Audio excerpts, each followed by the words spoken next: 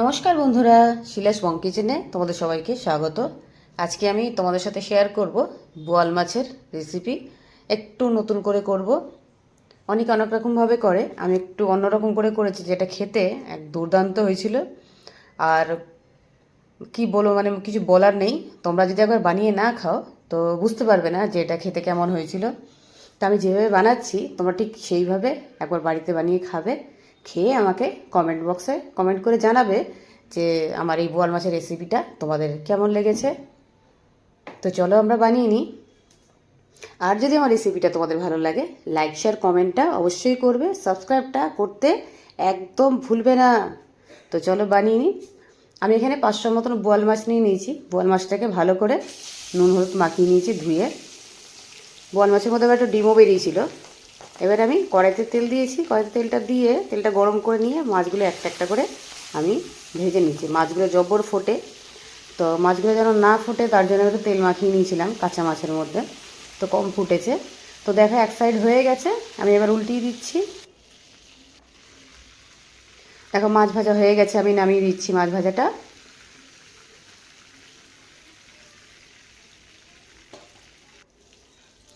মাছ ভাজা দিয়ে হয়ে গেছে। আমি যে আলু কেটে রেখেছিলাম, দুখানা আলু আমি করে নিয়েছিলাম 4 টুকরো করে, সেটা ভেজে নিচ্ছি।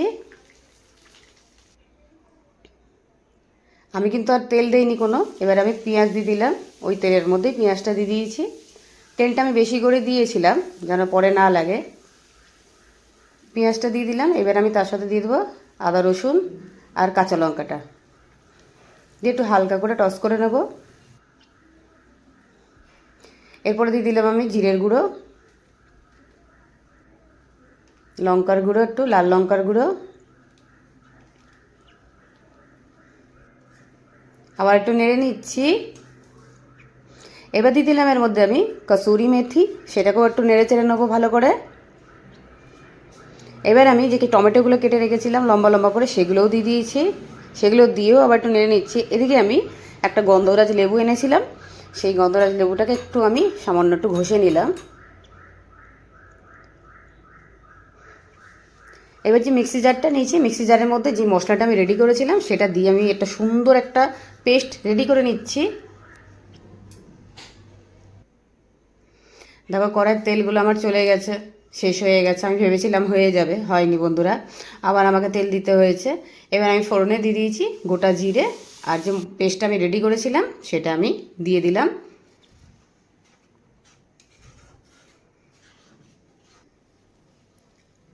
এবার আমি আলুগুলো যে ভেজে রেখেছিলাম আলুগুলো আমি দিয়ে দিলাম।